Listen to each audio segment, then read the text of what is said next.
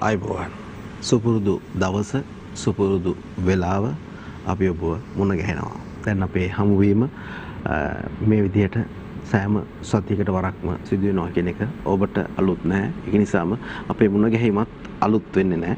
නමුත් අපි හැමදාම නැවුම් වූ මාතෘකාවක් එක්ක තමයි ඔබව මේ විදිහට හමු වෙන්නේ. අදත් අපි කතා බහ කරන්න සූදානම් වෙනවා වර්තමාන කාලයේ හා සම්බන්ධ කාරණා කීපයකුත් මේ කතා බහ තුළ ඉස්මතු වෙනවා කියන එකත් මම ඔබට මුලින්ම සිහිපත් කරන්න ඕන. අපේ මාතෘකාව බවටපත් වෙන්නේ සිත, කය සහ ප්‍රතිශක්තිකරණය. සිත ගැන නම් අපි ඇත්තටම හිතනවාද කියන ප්‍රශ්නෙත් තියෙනවා. සිත ලෙඩ වෙනවද කියලා අපි දන්නවද කියලාත් ප්‍රශ්නයක් තියෙනවා. ඒක නිසා ඒ වචනයත් හරි වටි. කය පිළිබඳව නම් අපි ඉතින් හුඟක් වෙලාවට කතා බහ කරනවා. නමුත් දැනගත යුතු හුඟක් දේවල් දවසේ ඒ පිළිබඳව කතා බහ කරේවි. ප්‍රතිශක්තිකරණය පිළිබඳව අපි කතා කරේම නැති තරම්. හැබැයි වර්තමානයේ නම් ඒ පිළිබඳව අපිට අහනවා ප්‍රතිශක්තිකරණය මදි වෙලා අපිට මේ COVID-19 එක්ක ප්‍රතිශක්තිකරණය පිළිබඳව නිරන්තරයෙන්ම කියවෙනවා. ශ්‍රී ලංකා වාසීන්ට නම් ප්‍රතිශක්තිකරණයේ උසස් මට්ටමකින් තියෙනවා කියලා සමහර තැන්වලදී කියවෙනවා. නමුත් දැන් අපේ රටෙත් දෙවෙනි රැල්ලක් ඇවිදilla මේ කියන යම් කාරණා වෙනස් වෙලා තියෙනවා කියලා කියවෙනවා. මේ හැම දෙයක් එක්කම අද සුවිශේෂී කතා බහකට අපි යන්න සූදානම් වෙනවා. ඒ වෙනුවෙන් අපි අද ඉතාමත් ගෞරවපූර්වකව නමස්කාරපූර්වකව ඉතාමත් ගෞරවයෙන් ආරාධනා කළා මහරගම ජාතික අධ්‍යාපන ආයතනයේ කතිකාචාර්ය දෙකටන රජහේන ගුණසිරි සදාම් නිකේතනයේ ගරු අධ්‍යක්ෂ දුරන්දර කඩුගන්නාව මුදලිවත්ත දීපාලෝක විහාරයේ විහාරාධිපති අවසරයි පූජ්‍ය නෙළුවකන්ද ඥානන්ද අපි හඳුන්නේ බොහොම ගෞරවයෙන් වහන්සේ පිළිගන්න වැඩසටහන වෙනුවෙන් ඒ සමගම අපි ඉතාමත් ගෞරවපූර්වකව නමස්කාරපූර්වකව ආරාධනා කළා දොම්පේ ගණේගොඩ ශ්‍රී සාරානන්ද මහ පිරිවෙනේ නියෝජ්‍ය පරිවේනාධිපති ශාස්ත්‍රපති රාජකීය පඬිත අවසරයි පූජ්‍ය දික්කාපිටියේ සේනානන්ද අපි හඳුනන බොහොම ගෞරව පිළිගන්න අපි හඳුනන බොහොම සතුටු වැඩසටහන වෙනුවෙන් ඒ සමගම අද දවසේ අපි මනස පිළිබඳවත් කතා කරන නිසාම ඒත් එක්කම කය පිළිබඳවත් එතුමා එක්ක කතා කරන ප්‍රතිශක්තිකරණය කියන කාරණාවටත් එතුමා බොහොම අදාළ කරුණු කාරණා සාකච්ඡා කරන්න සූදානම්. ඒ නිසාම අපි තමත් ගෞරවයෙන් යුතුව වැඩසටහනට ආරම්භ බදුන්නා උඩුගම මූලික රෝහලේ විශේෂඥ මනෝවෛද්‍ය චතුර අබේසූරිය වෛද්‍යතුමාට ආයුබෝවන් බොහොම ගෞරවයෙන් පිළිගන්නවා වැඩසටහනට. එසේනම් අපි මේ ටිකක් දිග මාතෘකාවක් එහෙම නැත්නම් වචන තුනක් අද දවසේ අපිට මුණ ගැහෙනකොට අපේ හඳුන්නේ කතා කළ යුතුම තැනකට අපි ඇවිල්ලා ඉන්නේ. හැම දිනකටම පිරුවන් සරණයි. මම අද මේ ළඟ තියෙන වීදුරුව අතට අරම්ම කතා කරන්න කියලා කල්පනා කරා තරංග මහත්තයා. මොකද මේකෙන් පොඩ්ඩක් වළඳලා ඉන්න. එහෙමයි. අද ටිකක් වෙනස් ආරම්භයකට යයි වගේ මට හිතෙන්නේ. බොහෝ දිනා මේ රූපවාහිනී වැඩසටහන් වලදී මේ වගේ දේවල් අතට ගත්තට පාවිච්චි කරන්න කියලා ප්‍රේක්ෂකයන්ට කියනවා. ඒ නිසායි මම පොඩ්ඩක් මේකෙන් වළඳලා හිටියේ. මේ වතුර වීදුරුව තරංග මහත්තයා එක්තරා විදිහකට මම දැක්කා මේ වෛද්‍යවරියක් ලියලා තියෙන පොතක තියෙනවා මේක රාජකීය ඔසුවක් කියලා. ඒ වචනේ තමයි පාවිච්චි කරලා තියෙන්නේ. කවුරුවත් හිතන්නේ මේ ඇල් වතුර ටිකක් උණු වතුර ටිකක් එහෙම රාජකීය ඖෂධයක් කියලා. අද අපි කතා කරන්නේ කය, සිත නැත්නම් මනස සහ ප්‍රතිශක්තිය. එතකොට මේ පිළිබඳව කතා කරන ඕනම කෙනෙකුට අවධානය යොමු කරන්න ඕන තමන් පරිහරණය කරන පරිභෝග කරන සියලු දේ පිළිබඳව අවධානය යොමු කරන්න ඕන. ඒ වගේම තමන් ජීවත් වෙන පරිසරය පිළිබඳව අවධානය යොමු කරන්න ඕනේ.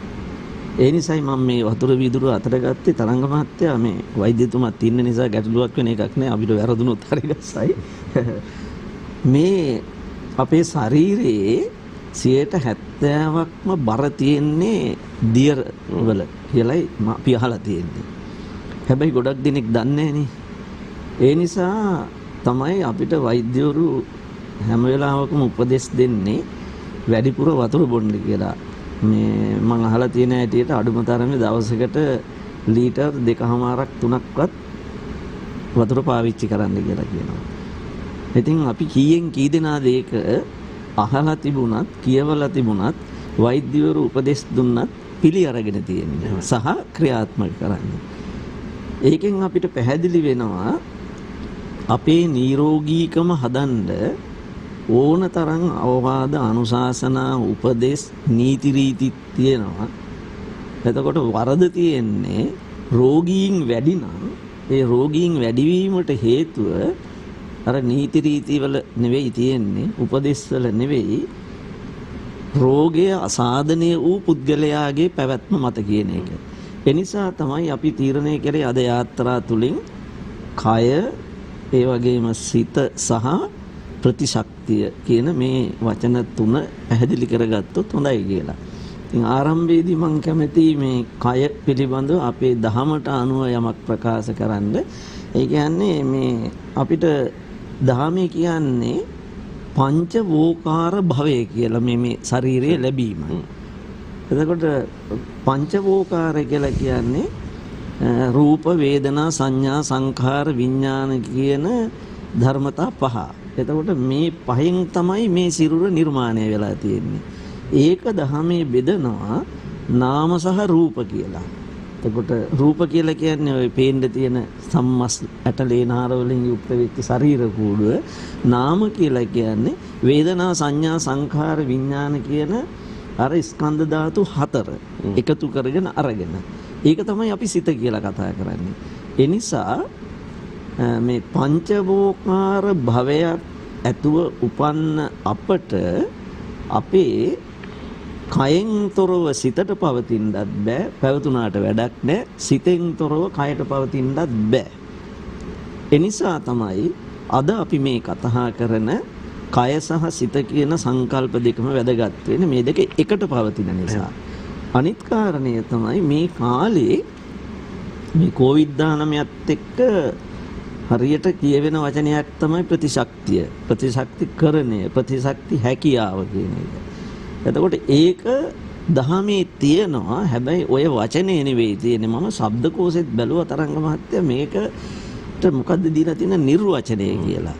ඒ වචනේත් නැහැ ශබ්දකෝෂේ.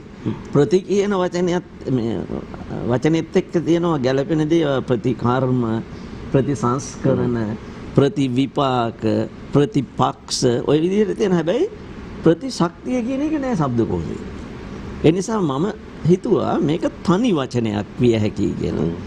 ඉතින් මේ වැඩසටහනට ආව වෙලාවේ මම වෛද්‍යතුමාත් එක්කත් කතා කළා. එතුමා හොඳ නිර්වචනයක් දුන්නා. ඉතින් ඒ නිසා මේ සංකල්ප තුනම එකට බද්ධ වෙලා පවතින නිසා තමයි අපි මේකට අවධානය යොමු කළ යුත්තේ. ඒකට බද්ධ වෙලා තියෙන වචන තුනක් අද දවසේදී අපේ මාතෘකාව බවට පත් වෙන්නේ උන්වහන්සේ පැහැදිලි කරලා දුන්නා වගේම අපිට වටින කතා බහකට යන්න සහ මේ කාල සීමාවෙදී අපි කතා කළ යුතුම කාරණාවක් බවට ඒපත් වෙලා තියෙන නිසා අපි අද ඔබ වහන්සේට බොහොම ගෞරවයෙන් ආරාධනා කරන්නේ අපි වැඩසටහනට යම් මාර්ගයක් ලබා ගන්න වචන තුනක් අපිට දෙනවා. අපේ ආමතුරු ටිකක් පැහැදිලි කරලා දුන්නා. වහන්සේගේ පැත්තෙන් යම් ආරම්භයක් ලබා ගත්තොත් වටේ. ගරු කටයුතු ලිලුවකන්දේ ඥානානන්ද මාහිමිපාණන් වහන්සේගෙන් අවසරයි. අපේ වෛද්‍යාචාර්යතුමන් වගේම තරංග මහත්මයා ඇතුළු ඔබ හැම දෙනාගේම අවසර ප්‍රාර්ථනා කරනවා.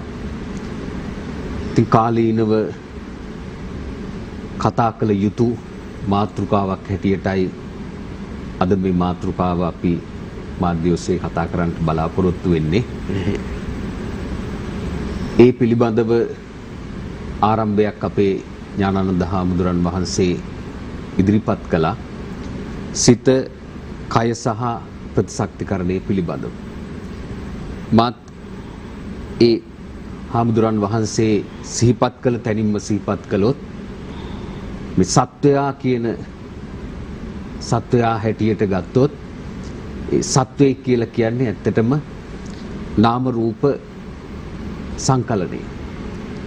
රූපයත් නාමයත් දෙක එකතු වෙච්ච අර පංචවෝකාර හැටියට සිහිපත් කළේ වෝකාර කියන වචනේ තේරුම තමයි ස්කන්ධ. තුරු සත්වයක් කියලා කියන්නේ මේ ස්කන්ධ පහෙන් නිර්මාණය වෙච්ච කෙනෙක්. එතකොට එය අපි භෞතිකමය පැත්ත සහ මානසිකමය පැත්ත වශයෙන් නුත් ඒ සත්වයා වර්ගීකරණය කරන්න පුළුවන් කමක් තියෙනවා. එතකොට ඒ සත්වයකට හරියට මේක සරල උදාහරණයකින් කිව්වොත් දැන් බල්බයයි විදුලියයි වගේ. එතකොට මේ දෙක වියුක්තව කොහොමවත් කතා කරන්න පුළුවන් කමක් නැහැ. ඒ වගේම බල්බය විදුලියට උපකාර වෙනවා, විදුලිය බල්බයට උපකාර වෙනවා. එහෙම වුණොත් තමයි මේ ආලෝකය කියන එක අපිට දකින්න පුළුවන්කම තියෙන්නේ. ඒ වගේ සත්වයක් පිළිබඳව ගත්තහම බුදුදහම තුල එකිනෙකට වියුක්තව කොහොමවත් කතා කරන්න පුළුවන් කමක් නැහැ. ඊළඟට බුදුරජාණන් වහන්සේ රෝග සූත්‍රයේදී සංයුත්ත නිකායේ රෝග සූත්‍රයේදී පැහැදිලි කරනවා සත්වේකුට රෝග දෙකක් වැළඳෙනවා. එකක් තමයි කායික රෝග, අනිත් එක තමයි මානසික රෝග. එතකොට කායික රෝගවල විවිධත්වය කොයිතරම් පුළුල් වෙනවද කියලා කියන්නත් බෑ. මානසික වශයෙන් ඇතිවෙන රෝගයන් කොයිතරම් දුරට පුළුල් වෙනවද කියලා කියන්න පුළුවන් කමකුත් නැහැ. එතකොට කායික වශයෙන් කෙනෙක් රෝගී වෙනවා කියන්නේ ඒ රෝගී වීම කරුණු කීපයක් මත ගිරිමානන්ද සූත්‍රයේදී බුදුහාමුදුරු පැහැදිලි කරනවා සත්වයේ කායික වශයෙන් රෝගී වීම සඳහා ප්‍රධාන වශයෙන් කරුණු ගණනාවක් බලපානවා. එකක් තමයි පිත්ත සමුට්ඨාන ආබාධා. ඒ කියන්නේ පිත හට ගැනීම තුල. ඊළඟට වාතය වාත සමුට්ඨාන ආබාධා. වාතය හට ගැනීම තුල.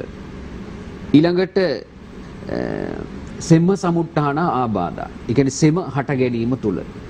සන්නිපාතිකා කියලා කියන්නේ මේ තුනම වාතයේ පිත සෙම කියන මේ තුනම හට ගැනීම මත. ඊළඟට උතු පරිණාමජා ආබාධා. ඒ කියන්නේ ඍතු විපර්යාස පදනම් කරගෙන. ඊළඟට කම්ම විපාකජා ආබාධා. ඊළඟට කර්ම විපාක වශයෙන් ආබාධ හට ගැනීම. ඊළඟට ඕපක්කමිකා උපක්‍රම වශයෙන් ආබාධ හට ගැනීම. ওই විදිහට සීතං උන්නං jigacchā පිපාසා උච්චාරෝ පස්සාවෝති ආදී වශයෙන් මේ කය මූලික කරගෙන විවිධ රෝගාබාධ හට ගන්නවා කියන එක බුදුහාමුදුරු විවිධ තැන්වල පැහැදිලි කරලා තිබෙනවා. ඊළඟට මානසික වශයෙන් ලෙඩවීම හැටියට උන්වහන්සේ දහම තුල පෙන්වලා දීලා තියෙන්නේ ප්‍රධාන වශයෙන් ලෝභය, ද්වේෂය, මෝහය කියන මේ අකුසල් මුල් තුන මූලික කරගත්ත විවිධ ක්ලේශ ධර්ම නිසා මේ කය මනස රෝගී තත්වයට පත් වෙන්නට පුළුවන්. එතකොට කායික වශයෙන් යම් සත්වයේ රෝගී වීම මානසික වශයෙන් උත් බලපානවා. මානසික වශයෙන් සත්වයේ රෝගී වීම කායික වශයෙන් උත් බලපානවා. එතකොට මේ දෙක එකිනෙකට බද්ධව තමයි ඒකේ බලපෑම යන්නේ. එතකොට සත්වයේ කායික වශයෙන් සහ මානසික වශයෙන් රෝගී වීම තුල එයා යම් දුර්වල වීමක්, අඩපණ වීමක්, අක්‍රිය වීමක් වෙනවා. එතකොට ආන්නේ ඒ අක්‍රිය වීම, දුර්වල වීම අපි සකස් කරගන්න ඕන. එතකොට ඒ සකස් කරගන්නට යම්කිසි ක්‍රමවේදයක් ඕන. එතකොට අර මම හිතන විදිහට අපේ ඥානානන්ද හාමුදුරුවෝ සිහිපත් කළා වගේ මේ ප්‍රතිශක්තිකරණය කියන එකෙන් අදහස් කළේ අන්න ඒ අදහස වෙන්න ඇති කියලා මට හිතෙනවා. කියන්නේ කායික වශයෙන් සහ මානසික වශයෙන් දුර්වල වෙච්ච කෙනෙකුට ඒ දුර්වලතාවය නැවත ප්‍රතිශක්තිකරණයක් ඇති කරගන්න ඕන. නැවත ශක්තිමත් කරගන්නට ඕන.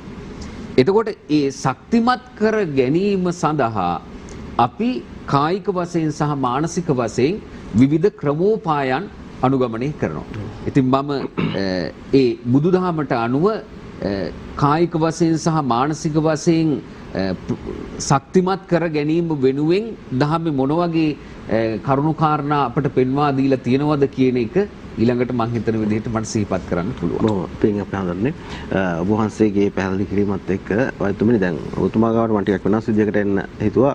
අපේ හාමුදුරුවෝත් අද වෙනස් විදිහට ටිකක් වැඩසටහන පටන් ගත්තා. වතුර වීදුරත් අතර අරගෙන වතුර පානය කිරීමේ කාරණාවත් සිහිපත් කරන අතර ඒත් එක්කම අපේ ගෞරවනීය දික්කපිටියේ සෑනඳ අපේ ස්වාමින් වහන්සේත් මේ රෝගී වීම කියන කාරණා කතා කරද්දී බුදුදහමේදී පිපාසෝ කියලා වචනයක් පාවිච්චි කරා. මම හිතන්නේ ඒකත් මේ පිපාසය කියන කාරණාව සම්බන්ධ යන නිසා මේ වතුර මම අහලා තියෙනවා එක තැනකදී වැරදි නම් නිවැරදි කරන්න ඔබතුමා මේ වතුර තිබහයනකන් ඉන්න එපා. ඒකත් යම්කිසි නිකන් රෝගී තත්ත්වයක් නෙමෙයි. නමුත් ඒ වගේ දෙයක්. ඒක නිසා පිපාසය එන්න කලින් අපි වතුර බොන්න ඕන වගේ කාරණාවක් එම කියලා දෙනවා. මේ සියල්ල එකට සම්බන්ධ වුණාම වතුරට ලොකු බලපෑමක් තියෙනවා කියලා අපිට දැනෙනවා. එතනින් යම් ආරම්භයක් ලබා ගත්තොත් අපිට මාතෘකාවට වටී. බොහොම ස්තුතියි තරංග. ඇත්තටම මේ නායක ස්වාමීන් වහන්සේලා දෙනම කතා කරපු කරුණු කාරණා සමග මම එකඟයි. ඒ වගේම ඔබතුමා මතු කරන මේ ජලය වතුර ගැන තියෙන කතා බහට ගත්තාම අපේ ඇඟේ වැඩිම ප්‍රතිශතයක් තියෙන්නේ ඇත්තටම වතුර. එතකොට අපිට ජීවයක් පවතින්න කොච්චර කාලයක් යම් කිසි දෙයක් නැතුව ඉන්න පුළුවන්ද කියන එක ගැන හිතුවොත් අපිට අත්‍යවශ්‍යම ඉස්සෙල්ලාම ඕන වෙනවා ඔක්සිජන් කියන එක. ඒක නැතුව ඉන්න පුළුවන් කාලය ගොඩක් අඩුයි. ඊළඟට අවශ්‍ය ආහාර නෙමෙයි ජලය, වතුර. වතුර තමයි ඊළඟට අවශ්‍ය. අපේ ඇඟේ වැඩිම කොටසක් රැඳිලා හැදිලා තියෙන්නේ මේ අපිට ඇවිදින්න පුළුවන් වුණාට මේ ඇඟේ තියෙන්නේ වැඩියෙන් වතුර. එතකොට ඇත්තටම ජලයට අපේ ඇඟේ සෞඛ්‍ය, අපේ ඇඟේ නිරෝගී බව පවත්වා ගැනීමට අත්‍යවශ්‍යම දෙයක් තමයි. ඒකේ කිසි ගැටලුවක් නැහැ. මං ඊළඟට අපේ අද කතා කරන මාතෘකාවට ගත්තොත් ගත, සිත සහ ප්‍රතිශක්තිකරණය. ගත කිව්වහම අපිට දැනෙනවා මේ අපේ ඇඟ කියලා. ඒ කියන්නේ ඒක භෞතික දෙයක්. එහෙනම් අපිට පේන දෙයක්. කැපුවොත් ඇතුළත් පේනවා. මේ ඇතුළේ තියෙන සියල්ල මේ ගතේ කොටස්. සිත පේන්නේ නැහැ. සිත පේන්නේ නැහැ. සිත කොහෙද තියෙන්නේ? ඒක බුද්ධ ධර්මයේ පැහැදිලි වෙනවා ඇති. ඇත්තටම දැන් ඒක වෛද්‍ය විද්‍යාත්මකව අපි පැහැදිලි කරනවා නම් ඇත්තටම මේ හිත කියලා කියන්නේ භෞතික දෙයක් නෙවෙයි. හැබැයි මනසේ මොලේ ක්‍රියාකාරීත්වය. මොලේ ක්‍රියාකාරීත්වයෙන් එළියට එන්නේ මනස. එතකොට ඒක බුදුදහමට සම්බන්ධ කරනකොට විඥානය මේ වගේ කරුණු කාරණාත් එක්ක මේක සම්බන්ධ වෙන්න පුළුවන්. එතකොට සිත කියලා කියන්නේ දෙක. එතකොට මේ අපේ සේනානායක මේ ස්වාමීන් වහන්සේ කිව්වා වගේ ගත දුර්වල වෙනකොට සිත දුර්වල වෙනවා, සිත දුර්වල වෙනකොට ගත වෙනවා. ඒ දෙක එකිනෙකට බැඳිලා තියෙනවා අනිවාර්යයෙන්. එතකොට මේ දෙක වෙන් කරලා සෞඛ්‍ය සම්පන්නව තියන්න බෑ. දෙක එකට තියෙන හැමතිස්සෙම. එතකොට එතනින් එහාට අපි ප්‍රතිශක්තිකරණය වචනේ කියලා ගත්තොත් දැන් මේ දවස්වල ප්‍රතිශක්තිකරණය කියන වචනේ හතාම බහුලව හැමතැනම කතා කරන වචනයක්. දැන් ඒක ප්‍රධාන වශයෙන්ම කතා බහට එන්නේ මෙන්න මේ COVID-19 කියන වෛරසය ආවා. දැන් මේකට බෙහෙතක් නැහැ. ඊළඟට මේකෙන් බේරෙන්න නම් අපිට තියෙන්න ඕනේ වැදගත්ම ගුණාංගය තමයි ප්‍රතිශක්තිකරණය කියන කාරණාව ඇවිල්ලා තියෙනවා. එතකොට ඒක ඒ ප්‍රතිශක්තිකරණය වැඩි කරන්න කියලා විවිධ ಜಾති එන කතා ටිකක් තියෙනවා. එතකොට එතන ප්‍රතිශක්තිකරණය කියන එකෙන් ඇත්තටම පැහැදිලි දැන් අපි ඒක ප්‍රතිශක්තිකරණය කියන එකට අපි වෛද්‍ය විද්‍යාත්මකව භාවිතා වන වචනේ ගත්තොත් ඉමුනිටි කියන එක සරලව භාවිතා වෙන්නේ අපේ ඇඟට විස බීජයක් ආවොත් ඒකෙන් අපේ ශරීරය අපේ ගත බේර ගන්න අපේ ඇඟ ඇතුලේ තියෙන මෙකැනිසම් එක ක්‍රියාව කරන්න පුළුවන් දේ මොකක්ද? ඒකෙන් බේර ගන්න. ඒකට විස බීජය විනාශ කරන්න, විස බීජය අපේ ඇඟට හානි කරන එක වළක්වන්න අපේ ශරීරය තුල තියෙන ක්‍රියාදාමය තමයි ඒ ප්‍රතිශක්තිකරණය. ඒක තමයි සරලව ගත්තොත්. හැබැයි ඊට එහා ගත්තොත් අපේ ජීවිතේ විස බීජ වලින් විතරක් මිදිලා තිබුණොත් ඇද්ද? අපිට ඇඟට විස බීජයක් එන්නේ නැතුව තිබුණොත් ඇද්ද? එතකොට අපි සෞඛ්‍ය සම්පන්නද? එතකොට අපි සතුටුද? දැන් මෙහෙම ගත්තාම අපිට ජීවිතයේ තියෙන විස බීජ විතරක් නෙවෙයි අපිට හානි කරන්නේ. අපිට හානි කරන ගොඩක් දේවල් මේ පරිසරයේ සිද්ධ වෙනවා. සමහරක් කට්ටිය කෑ ගහනවා, බනිනවා, අපහාස කරනවා, අපිට මුදල් මේ හානි කරනවා, සම්බන්ධතා නැති වෙනවා. අපි දන්න කියන කට්ටියට අසනීප හැදෙනවා, ළඟම අයට අසනීප හැදෙනවා, මට අසනීප හැදෙන්න පුළුවන්. එතකොට සමහරක් අය නැති වෙනවා, විවිධ හානි සිද්ධ වෙනවා. දැන් මේවත් අපිට මුහුණ දෙන්න වෙනවා, විස බීජ වලට විතරක් නෙමෙයි. එතකොට මෙන්න මේ වගේ ජීවිතේ අපිට අත්දකින්න මේ වගේ අන්තරාදායක සිද්ධිවලදීත් අපිට කොච්චර ශක්තිමත්ව ඒවට මුහුණ දෙන්න පුළුවන්ද? ඒවයින් වැටෙන්නේ නැතුව, අසනීප වෙන්නේ නැතුව, කැඩෙන්නේ නැතුව කෙලින් ඉන්න පුළුවන්ද? මං හිතන්නේ එතනටත් ඔය ඉමුනිටි කියන එක අපි ටිකක් ලොකු කරලා ගත්තොත් ගන්න පුළුවන්. තමත් හොඳ තැනකට ඔබතුමා අපේ කතා බහ ගෙනාවා කියලා අපිට දැනෙනවා දැන්. අපිට කය ලෙඩ වෙනවා දැනෙනවා. එතකොට අපිට ඒක ඒ රිදුම, ඒ අපහසුතාවය ඒ සියල්ල දැනෙනවා. නමුත් අර මම වරසන පටන් ගන්නත් කිව්වා වගේ මනස ලෙඩ වුණා කියලා අපිට තේරෙන්නේ නැද්ද? දන්නේ නැද්ද? සමහර දේවල් තේරුණත් ඒකට වෛද්‍ය ප්‍රතිකාර ලබා ගන්න හෝ ඒ සුදුසුකම්ලත් කෙනෙක් ගාවට යන්න අපි ලොකු පැකලීමක් තියෙනවා. අපේ රටේ තමයි මේ තත්ත්වය අපිට දැනෙන්නේ. විදේශ රටවල නම් ඒ වෙනුවෙන් ඔවුන් නිරන්තරයෙන්ම ගමන් කරන්නේ ඒ අවශ්‍ය ප්‍රතිකාර ලබා ගන්න සූදානම්. අපේ රටේ හිතුවොත් එමෙතන්නේ එයාට පිස්සු කියලානේ එහෙම තැනකට යමු වුණොත් මෙන්න මේ නිසා මේ මනස පිළිබඳවත් යම් වැඩි කතා බහක් තියෙන නිසා මම පොඩ්ඩක් ඒ පිළිබඳව පැහැදිලි කරගෙන අපි විරාමයකට ගිහිල්ලා හොඳයි අපි හඳුන්නේ. ඔය ඒකට හේතුවක් තියෙනවා තරංග මහත්තයා. ඒ තමයි මේ ලෝකේ මෑතක් වෙනකන් මේ සිත පිළිබඳව අවධානය යොමු වුණේ නැහැ කාගේවත්. අධ්‍යයනය කළෙත් නැහැ නිසා. අවධානය යොමු වෙන්න ඕනේ අධ්‍යයනය කරන්න, හොයන්න බලන්න. එහෙම කළේ නැහැ. මොකද බොහෝ දෙනාගේ විශ්වාසය තිබුණේ සහ තියෙන්නේ අදටත් මේ කය තමයි ප්‍රධාන, කයට තමයි සියල්ල කළ හැක්කේ කියලා. ඒ නිසා කය තමයි රෝගී වෙන්නේ හෝ ශක්තිය ඇති කරවගන්නේ. මේ ඔක්කොම જાති කරන්නේ කය මුල් කරගෙන කියන මතය ලෝකයේ ඇති වෙලා තිබුණා. බුදුරජාණන් වහන්සේ මීට අවුරුදු 2600කට කලින් ඔය මතය ඛණ්ඩණය කරපු ශාස්ත්‍රවරයා. නමුත් ඒක පිළිගත්තේ නැහැනේ ගොඩක් දෙනා. අදටත් පිළිගන්න පිරිස අඩුයි වෛද්‍යතුමනි. ඒ නිසානේ දැන් මේ මනෝ වෛද්‍යවරු එහෙම ස්වල්පයක් ඉන්නේ. කායික වෛද්‍යවරුනේ ලෝකේ පුරා ඉන්නේ. ඔව් හැබැයි ඒක නිසාම තමයි දැන් මේ නව ලෝකයේ තුල බොහෝ දෙනා අවධානය යොමු කරනවා කය එක්කම සිතක් තියෙනවා කියලා. අර වෛද්‍යතුමා කිව්වා වගේ ධාමයේ තියෙන තරංග මහත්තයා මේ සිත හඳුන්වලා තියෙන්නේ ආරම්මන විජානන ලක්කණං චිත්තං කියලා. මේක භෞතික වස්තුවක් නෙවෙයි. එතකොට මේකේ ස්වභාවය මොකද්ද? අරමුණු හඳුනා ගැනීමේ ලක්ෂණයයි සිත කියලා කියන්නේ. එතකොට මේක අසවල් තැනයි ස්ථාපිත වෙලා තියෙන්නේ කියලා දහමේ නෑ කොහෙවත්. ඔව්. ඒ නිසා තමයි ඔය දැන් මේ භෞතික ශරීරයත් එක්ක පරිේෂණ කරන උදවිය මේක මොලේ ආශ්‍රිත තියෙන එකක්ද කියලා හොයන්න පටන් ගත්තා. තව සමහර අය හදවත ඇසුරු කරගෙන තියනවාද කියලා හොයන්න පටන් ගත්තා. හැබැයි කාටවත් අහුවෙලා නැහැනේ කොතනද තියෙන්නේ කියලා. එහෙම අහු කරගන්න බෑ මේක. ඒ බැරි මේක අභෞතික වස්තුවක් නිසා. අභෞතික දෙයක් නිසා. මේක දහමේ නම් තියෙන්නේ ශක්තියක් ඇත්තටම. අංගුත්තර නිකායේ තියෙනවා නාහං භික්ඛවේ අඤ්ඤං ඒක ධම්මංපි සමනුපස්සාමි යත ඉදම් භික්ඛවේ චිත්තං. මහණෙනි මම දැක්කේ නෑ මේ ලෝකේ මේ තරම් බලගත් ශක්ති සම්පන්න දෙයක්. ඒ මොකද්ද? සිත. චිත්තං භික්ඛවේ ආසේවිතං භාවිතං බහුලීකතං මහතවත්තාය සංවත්තති. මේ සිත යම්කිසි කෙනෙක් නිවැරදිව භාවිත කරනවා නම්, බහුලීකృత කරනවා නම් එයාට කල නොහැක්කක් නැහැ. එහෙමයි ධර්මයේ තියෙන්නේ. ඒ නිසා අපි ඉදිරියට කතා කරමු මේ ගත සහ සිත කියන මේ සංකල්ප දෙක ගැනම අපි ඇත්තටම දැනුවත් වෙන්න ඕනේ. මොකද අපි සතුව තියෙන වස්තුන් දෙකක්.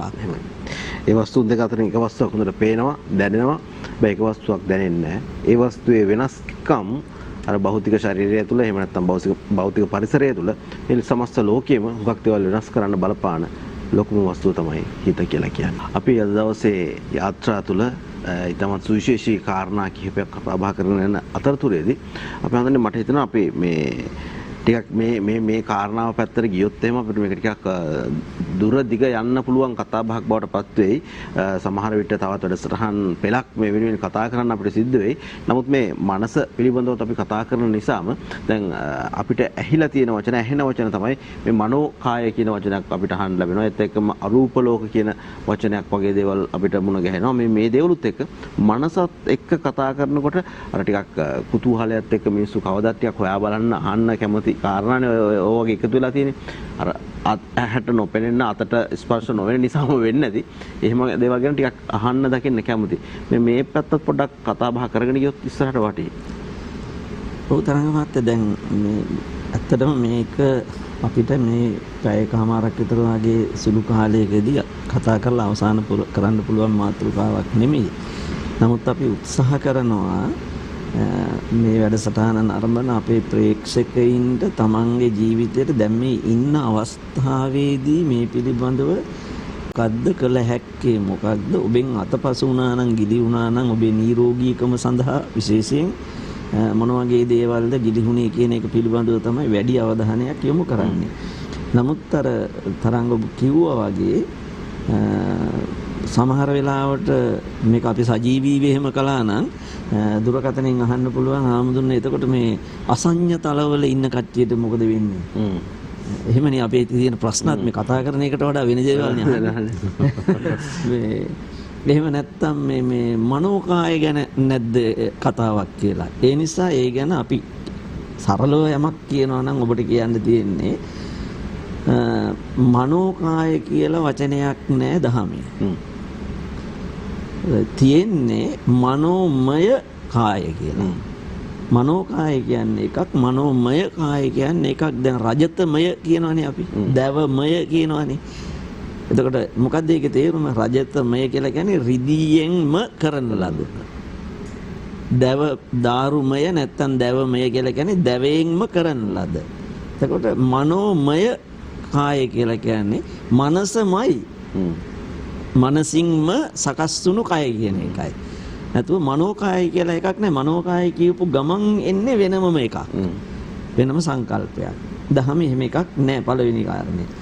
ඊළඟට ඔය අරූපතල කියන ඒවායේ තියෙන්නේ සිතෙන් තොර මේ ගතෙන් තොර සිත පමණයි. දැන් අපි ආරම්භයේදී කිව්වනේ මම සේනානන්ද පණ්ඩිතහර දෙන්නම කිව්වේ ඔබට මේ පංචවෝකාර ස්කන්ධ ධාතු පහ. එතකොට මේක නාම රූප කියලා බෙදාගත්තාම මේ දෙකේ එකතුව තමයි මේ මනුස්ස ලෝකේ ඉන්න අපි ඔක්කොම. හැබැයි අරූප තලවල ඉන්න අයට මේ රූපේ නෑ. විඥාන ධාතුව පමණයි, සිත පමණයි තියෙන්නේ. රූපේ නෑ. අරූප කියන්නේ මේ රූපයක් නෑ කියන එකනේ. එතකොට ඒගොල්ලන්ගේ පවතින්නේ ඒක. ඊළඟට තියෙනවානේ රූපතල කියලා තව කොටසක්. ඒගොල්ලන්ට සිත නෑ, රූපේ විතරයි තියෙන්නේ. ඒ නිසා කොහෙවත් යන්න බෑ. හිතන්න බෑ. මේ තමන්ගේ ශරීරාංග එහාට මෙහාට හසුරවන්න බෑ. ඒ වගේම අහන්න බෑ යමක්, කතා කරන්න බෑ. මොලේ දියුණු දැන් අපේ වෛද්‍යතුමා කිව්වා වගේ මොලේ දියුණු කරගන්න විදිහක් නෑ. ඉගෙන ගන්න ඒ මුකුත් බෑ. සිරුර එහෙමම තියෙනවා එච්චරයි. තරංග මහත්තයා මේ සිරුර මේ සක්‍රීය වෙන්නේ සිත තියෙන නිසානේ. සිතෙන් තොර වෙච්ච ගමන් මේක ගල් ගැහුණා වගේ. එතකොට රූපතලවල ඉන්න අයට එහෙමයි. මොකද ඒගොල්ලන්ට සිත නැහැ. ඉතින් ඒක නිසා තමයි මේ ඔබ අපි හරි වාසනාවන්තයි කියන්නේ මේ දෙකම එකට තියෙනවානේ. එකට තියෙන නිසා තමයි මේ සියල්ල කරන්න පුළුවන්. එතකොට මේ සිත පවතින්නේම මේ වස්තු රූපයක් ඇසුරු කරගෙනමයි. ඒ වස්තු හයක් පිළිබඳව දහමේ තියෙනවා. ඒ තමයි හෘදය වස්තු රූපේ එකක්. ඊළඟට චක්කු සෝත ගාන જીවහා කාය. ඔය 6. එතකොට ඒ අනුව තමයි තරංග මහත්තයා ඔය සිත් ප්‍රභේද කරලා තියෙන්නේ. දැන් දහමේ තියෙනවානේ දුරංගමං ඒකචරං අසරීරං ගුහාසයන් කියලා මේ සිත එහාට මෙහාට යනවා, තනියම හැසිරෙනවා කියලා. සිත හැසිරෙනව නෙවෙයි. සිතට එහෙම යන්න බෑ, අරමුණු යන්නේ. දැන් ඔහොම ඉඳලා තරංග මහත්තයාට ගෙදර මේ චූටි පුතා ගැන හිතන්න පුළුවන් නේ. මේ වෙලාවේ කොහොමද? එළියට ගිහිල්ලා ඉන්නවද දන්නේ නැහැ කියලා. හිත යනවා නෙවෙයි, අරමුණ යනවා. ඒක තමයි දහමේ පැහැදිලි කරලා දෙන්නේ. බොහෝ දෙනා කියන්නේ මේ සිත යනවන්න පුළුවන්, සිත ගමන් කරනවා. එහෙම යන්න බෑ. අරමුණට යන්න පුළුවන්. එතකොට මේ අරමුණ ගියාට පස්සේ තමයි අරමුණ ග්‍රහණය කරන්නේ. අපි අර ඉස්සෙල්ලා කිව්වා වගේ හඳුනා ගන්නවා. දැන් මම අතනයි ඉන්නේ. එතන ස්වභාවය මේකයි කියලා එයාට දැනෙනවා, පෙනෙනවා, හැඟෙනවා. ඉතින් ඒක නිසා හැම වෙලාවකම අපි සතුව තියෙන සිත මේ රූප ධර්ම, ඒ කියන්නේ වස්තු 6 ඇසුරු කරගෙනමයි පවතින්නේ. ඒ අනුව තමයි ඒක ඊට පස්සේ බෙදෙනවා මේ විදිහට තමයි කියලා ඔය අපි කතා කරපු මනෝමය කය කියන එකෙත් තියෙන ස්වභාවය ඔක තමයි. ඒක අභිඥාලාභීන්ට ඊට පස්සේ ඉතින් ඒක මොකද්ද කියලා කියන්නේ. ඇත්තටම මේක ඉතින් අර මේ එකින් එකට සම්බන්ධ වෙනවා. දැන් පංච අභිඥා තියෙනවනේ. එතකොට මේ අභිඥාලාභින් ඉද්දිබිද, දිබ්බසෝත, පරචිත්ත විඥාන ඔය විදිහට තියෙනවනේ ඥාන ධර්මතා පිළිබඳව. එයින් පහක්නේ පංච අභිඥා කියලා කියන්නේ. ඒකෙන් මේ අභිඥාලාභීන්ට තියෙනවා තරංග මහත්තයා මේ සුවිශේෂ වූ ඥාන සත්‍යයක්. ඒ තමයි එකක් තමයි මේක මම මේ සටහන් කරගෙන ආව. ඇත්තටම මේක හරි වැදගත් කාරණයක්. මොකද්ද? අභිඥාලාභීන්ට තමයි තියෙන්නේ අර මනෝමය කය කියන එක. දැන් අපිට නැහැනේ, අපි කාටවත් නැහැනේ. එතකොට ඒගොල්ලන්ට තියෙනවා මේ ඉද්දිවිද ඥානය ඇති කරගත්තාම අදිෂ්ඨාන 이르දිය, විකුර්වන 이르දිය, මනෝමය 이르දිය කියලා තුනක්. ඒක එන්නේ අර අභිඥා තත්වයක් එක්කමයි. එතකොට ඒක ඉද්දිවිද ඥානය තුල තමයි මේක ගොනු වෙන්නේ. ඒ පිළිබඳව කෙටියෙන් කියනවා නම් මේ අදිෂ්ඨාන 이르දිය කියලා කියන්නේ දැන් ඔහොම ඉඳලා අදිෂ්ඨාන කරපුවාම එක එක දේවල් අනිත් අයට බලන්න සලස්සන්න පුළුවන්. දැන් තරංග මහත්තයාට අභිඥා තත්ත්වේ තියෙනවා නම් ඔහොම වාඩි වෙලා ඉන්න ගමන් මේ ඉන්න අයට පේන්න එක එක දේවල් ප්‍රදර්ශනය කරන්න පුළුවන්, ඇති කරවන්න පුළුවන්. හැබැයි ඔබතුමා ඉල්ලෙන්නේ නැහැ. ඔහොමම ඉන්නවා. අදිෂ්ඨානයේනේ. අදිෂ්ඨානයෙන් කළ හැකි මානසික ශක්තියින් මේ. කය වෙනස් වෙන්නේ නැහැ. කය වෙනස් වෙන්නේ නැහැ. එහාට මෙහාට යන්නේ නැහැ. ඊළඟට මේ මනෝමය 이르දි කියලා කියන්නේ. අන්න අර මේ අපි ඉස්සෙල්ලා කතා කරපු මනෝමය කය යවන්න පුළුවන්. දැන් බුදුරජාණන් වහන්සේ, බෝධිසත්වයන් වහන්සේ සම්මා සම්බුද්ධත්වය අවබෝධ කරගත්තට පස්සේ අනිමිස ලෝචන පූජාවෙන් පස්සේ බෝධිය ළඟ ඉඳලා රුවන් සක්මනේ යෙදුණානේ. රුවන් සක්මනේ යෙදුණාම තවත් බුදුරුවක් මවාගෙන තමයි සක්මනේ යෙදුනේ. එතකොට මේ මවාගත්ත බුදුරුව කවුද? ඒක කොහොමද කළේ? අන්න ඒක තමයි මනෝමය 이르දිය කියලා කියන්නේ.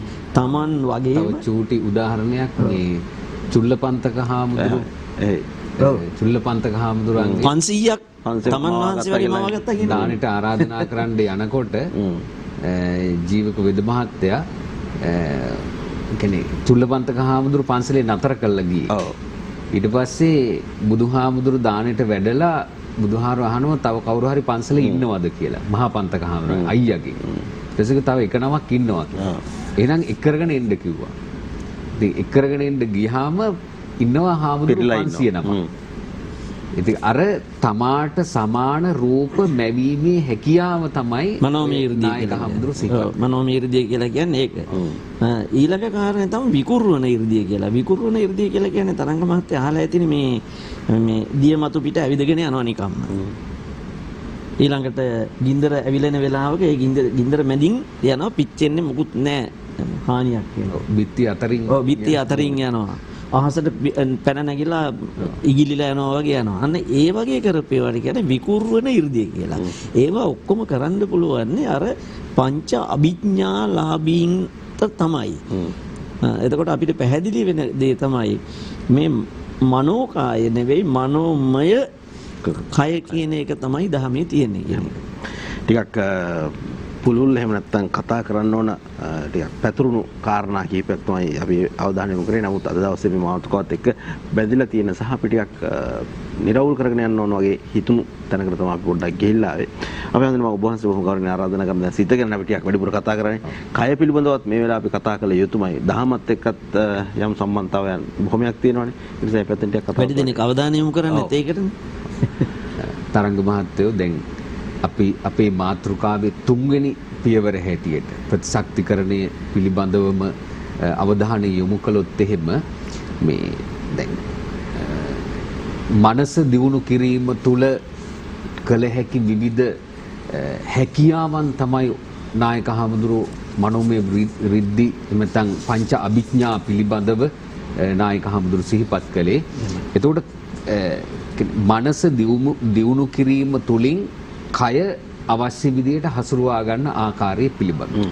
නමුත් අපි දැන් මේ වර්තමානයේ තියෙන ගැටලුවත් එක්ක මේ පිළිබඳව අවධානය යොමු කළොත් අපේ මට්ටමින් අවස්ථාවට මේ කය කොයි විදිහටද මේ අභියෝගයන් වලට මේ උවදුරු වලට කොහොමද සකස් වෙන්න ඕන කොහොමද සකස් කරගන්න ඕන කියන එක පිළිබඳව දහමි කොයි විදිහටද බුදුහාර පෙන්වලා දුන්නේ කියන එක පිළිබඳව අපි අවධානය යොමු කරලා පොඩ්ඩක් කතා කළොත් එහෙම බුදුරජාණන් වහන්සේ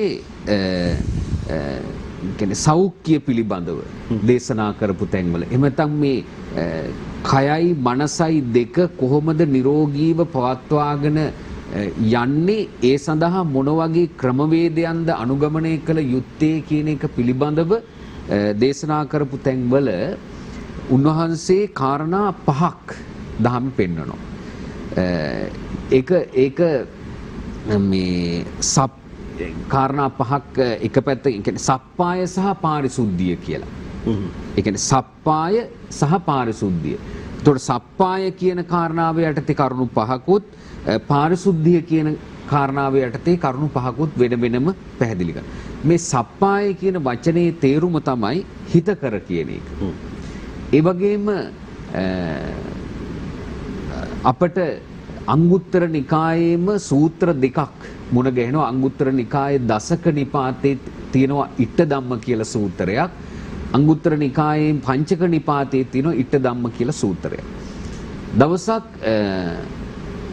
අනේපිඩු සිටුතුමා බුදුහාමුදුරුවෝ සවැත් නුවර දෙවුරම් විහාරේ වැඩ ඉන්න අවස්ථාවක බුදුහාර මුණ ගැහෙන්න ගියා.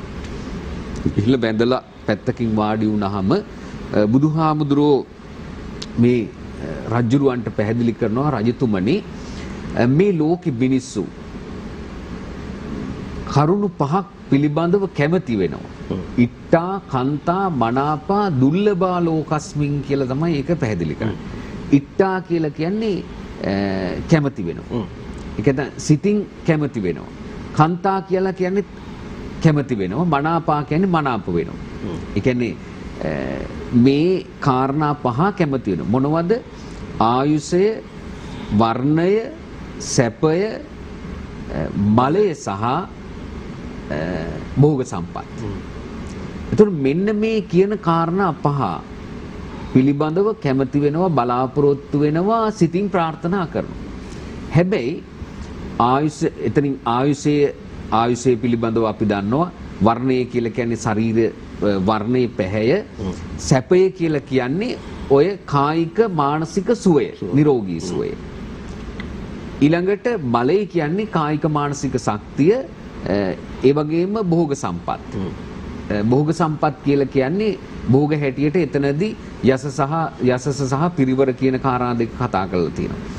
එතකොට බුදුහාමුදුරු පැහැදිලි කරනවා මේවා ආයාචනා හේතුවෙන් හෝ ප්‍රාර්ථනා හේතුවෙන් කාටවත් ලබා ගන්න පුළුවන් කමක් නෑ. ඒ කියන්නේ නිරෝගීකම ආයාචනා කළාට ප්‍රාර්ථනා කළාට යාඥා කළාට නිරෝගී වෙන්නේ නෑ. ඒ සඳහා රජතුමනි ඒ සඳහා අනුගමනය කළ යුතු ක්‍රමවේදය අනුගමනය කරන්න ඕන. දැන් අපි සරල උදාහරණයක් ගත්තොත් කෙනෙකුට දැනුම ලබන්න ඕන නම් එයා ඒ දැනුම ලබා ගැනීම සඳහා අවශ්‍ය ක්‍රමවේදයන් ටිකට අනුගත වෙන්න ඕන. ඊළඟට කෙනෙකුට රූපය එහෙම නැත්නම් රුවේ පැහැය වැඩි කරගන්න ඕන නම් එයා ඒ සඳහා අවශ්‍ය කරන ක්‍රමවේදය අනුගමනය කරන්න ඕන. ඊළඟට කෙනෙකුට සෞඛ්‍ය සම්පන්නව කායිකවත් මානසික වශයෙන්ුත් නිරෝගීව පවතින්න අවශ්‍ය වෙනවා නම් එයා ඒ සඳහා අවශ්‍ය කරන ක්‍රමවේදයන් අනුගමනය කරන්න. මේක පටලව ගන්නත් හොඳ නෑ ඇත්තටම. දැන් තරංග මහත්තයා මේ මම පණදාම්රුන් ඒකට තව ටිකක් එකතු කරන්න අද කාලේ හැටියට වෛද්‍යතුමනි බැලුවොත් එහෙම ඔය බුදුරජාණන් වහන්සේ දේශනා කළ දේශනාවට හාත්පසින්ම විරුද්ධ දේවල් තමයි අපි බොහෝ දෙනා කරන්නේ. බෝධින්නාංශේ නමක් ළඟට ගිහිල්ලා බලන්නකො කොඩි එල්ලලා තියෙන වගේ ලියලා තියෙන්නේ මොනවද කියලා. පුතාට නිරෝගී බව ලැබේවා. විභාගයේ හිලින් සමත් වෙන්න ලැබේවා කියලා. නමුත් මේ ගොඩක් දෙනා එහෙම දේවල් තමයි කරන්නේ. ඒවා ඒ අර පුද පූජාවලට සීමා කරලා ජීවත් වෙන පිළිවෙල එහෙමම ඔය යනවා. වෙනස් කරන්නේ නැතුව. ඒ නිසායි අර මේ ආයාචනා කිරීමෙන් හෝ ප්‍රාර්ථනා කිරීමෙන් පමණක් ලැබෙනවා කියන්නේ. අර බුදුරජාණන් වහන්සේ සියලු දේ අත්හැරපු දැන අපි සියලු දේවල් ගිහිල්ලා ඉල්ලනවා. බෝධින් වහන්සේ අල්බේසර ගිහිල්ලා. ඔබ වහන්සේ කියපු කාරණාත් එක්ක දැන් ඔව් යම් කාරණා කිහිපයක් අපිට තියෙනවා. එතකොට අපි හිතමුකෝ කායික වශයෙන් සහ මානසික වශයෙන් ප්‍රතිශක්තිකරණය හෝ නිරෝගී සුවය හෝ යථා පරිදි පවත්වාගෙන යාම සඳහා අවශ්‍ය කරන කරුණු පහක් සප්පාය හැටියට හිතකර කරුණු හැටියට පෙන්වලා දීලා තියෙනවා. ඒකේ පළවෙනි කාරණාව තමයි ආහාර සප්පාය. එතකොට ආහාර සප්පාය කියන එක මොකද දහමේ දැන් ආහාරය කියලා කියන්නේ පැවැත්මට අවශ්‍ය දේ. එතකොට කයේ පැවැත්මට අවශ්‍ය දේ තමයි ආහාරය. ඒතර ආහාරය පිළිබඳව නිර්වචනය වෙන්නේ ඒ විදිහට. එතකොට භෞතික කයේ පැවැත්මට අවශ්‍ය කරන ආහාරය තමයි කබලින්කාර ආහාරය. එතකොට ඒ ශරීරයට ගැළපෙන ආහාර ගන්න ඕන. ඒතර අපි එක පැත්තකින් ශරීරයට ගැළපෙන ආහාර හඳුනා ගන්න ඕන. ඊළඟට කය බලාපොරොත්තු වෙන ආහාරය මොන වගේ ආහාරයක්ද කියන එකත් අපි හඳුනාගෙන තියෙනවා. ඒකයි සප්පාය කියන වචනේ තේරුම. දැන් අපි හිතමුකෝ සමහර ශරීර තියෙනවා ඒ ශරීරයට තේජෝ ධාතුව අධික ආහාර ගත්තාම ඒකේ බලපෑම වැඩි. ඊළඟට සමහර ආහාර තියෙනවා අපි කියනවා ඒක ඇලර්ජික් කියලා. ඒ කියන්නේ ඒ ආහාර සමහර කෙනෙකුට අපි හිතමුකෝ ඌරු මස් වගේ මස් වර්ග කන්න බෑ. ඒක ආපු ගමන් කරප්පම් වගේ දේවල් දානවා. එතකොට එයා බලන්න ඕන මගේ ශරීරයට හිතකර ආහාරය කුමක්ද කියලා. ඒ වගේ ශරීරයට සුදුසු ආහාර. ඊළඟට අනිත් පැත්තෙන් මනෝ සංචේ පස්සාහාර, විඥානාහාර, මනෝ සංචේතන ආහාර කියලා තව ආහාර තුනක් දහමේ සඳහන් වෙනවා. එතකොට ඒ මානසික ආහාර කියලා අපි හිතුවොත් ඒ තුන මනස සූපත් කරන ආහාර හැටියටද මනසට අවශ්‍ය කරන ආහාර හැටියටයි දහමේ සඳහන් කරලා තියෙන්නේ. එතකොට හිතකර ආහාර කයට සහ මනසට. ඊළඟට දෙවෙනි කාරණාව තමයි උතුසප්පාය. උතුසප්පාය කියලා කියන්නේ මේ ශරීරයට උවමනා මත අවශ්‍ය විදිහට මේ සීත උෂ්ණ යන ආදියට අනුගත වෙන්න ඕන. ඒ කියන්නේ අධික සීතලට ඔරොත්තු දෙන්නේ නැහැ, අධික උෂ්ණත්වයට ඔරොත්තු දෙන්නේ නැහැ. එතකොට ඒ බව තේරුම් අරගෙන ඒ පරිසරය Tamanට අවශ්‍ය විදිහට සකස් කරගත යුතු වෙනවා. ඒක එක සප්පාය. ඊළඟට විහරණ සප්පාය කියලා කියන්නේ ව්‍යායාම. ඒ කියන්නේ Tamanගේ පැවැත්මත් Tamanට හිතකර වෙන විදිහට පවත්වාගෙන යන්නට ඕන. ඊළඟට මේ කාරණාව මේ වර්තමානයේ තුල අපි හොඳටම දැක්කද පුද්ගල සප්පායම. පුද්ගල සප්පායම කියලා කියන්නේ දැන් අපි දැන් මේ නිරෝධායනය කිරීම හෝ නිරෝධායනය වීම තුලින් බලාපොරොත්තු වෙන්නේ මෙන්න මේ දේ. රෝගයේ වැළඳිච්ච කෙනෙක් ඉන්නවනම් ඒ රෝගී වැළඳිච්ච කෙනා මොකද කරන්නේ? අපි හුදකලා කරනවා. ඊළඟට ආසාදිතේනොත් හුදකලා කරනවා. ඒ වගේ දැන් පැපොල අපි මේ කොරෝනා වසංගතයත් එක්ක පමණක් නෙමේ පෙර කාලේ ඉඳලම දැන් පැපොල වගේ රෝගයක් ආසාදනය වුණාම ගෙදරක ඒ රෝගේ වැළඳිච්ච කෙනා හුදකලා කරනවා. වෙනම කාමරයක් යට ලෑස්ති කරනවා. දෙයියන්ගේ ලෙඩ කියලා දෙයියන්ගේ ලෙඩ කියලා කියන්නේ ඒකයි.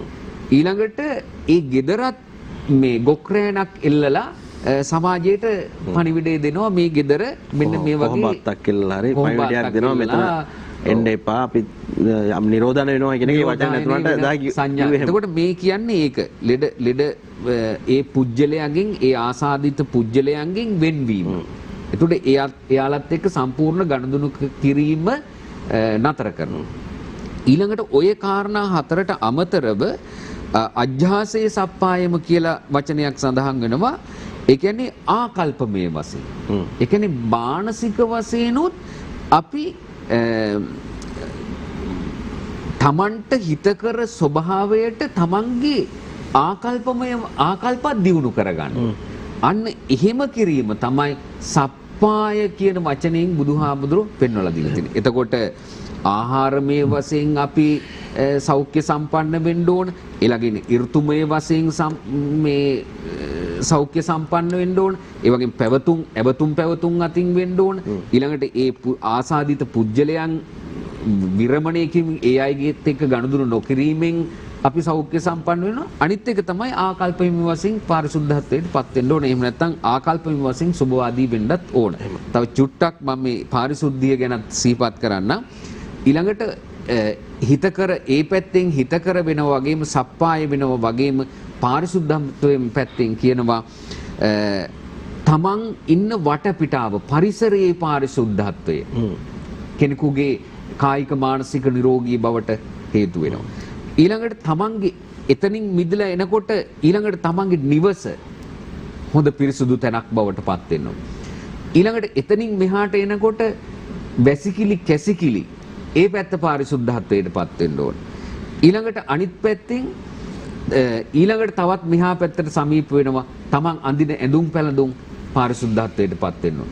ඊළඟට එතනිනුත් මෙහාට එනවා තමන්ගේ කයත් පිරිසුදුව තබා ගන්නවා. ඊළඟට ඒකෙත් 6 වෙනි කාරණාව හැටියට මේ සිත පිරිසුදුව තියාගන්න. එතකොට භෞතික මේ ශරීරය කොහොමද සෞඛ්‍ය සම්පන්නව පවත්වාගෙන යන්නේ කියන එකට සප්පාය වශයෙන් කරුණු 4ක් දක්වලා මනසට අජ්ජාසේ සප්පායම කියලා මනස සූපත් කරගන්න විදිහ කියනවා. පාරිශුද්ධත්වයේ පැත්තටත් කරුණු 5ක් පෙන්වලා ඒක භෞතික පරිසරය, ඊළඟට ගෙදර පරිසරය, තමන්ගේ සනීප ආරක්ෂක වශයෙන් පරිහරණය කරන වැසිකිලි කැසිකිලි ආදී දේවල් වල පිරිසුදුකම, ඊළඟට ඇඳුම් පැළඳුම් වල පිරිසුදුකම, ශරීරයේ පිරිසුදුකම, ඊළඟට ඒකෙත් මනසට කාරණාවක් කතා කරනවා මානසික වශයෙන් උත් පිරිසුදුව තියාගන්න ඕනේ. ඊටමත් පුළුල් ඔබ වහන්සේ අපිට ඒ කාරණා ටික පැහැදිලි කරලා දුන්නා කතා කළ යුතු තැන් බොහොමයක් එක්ක.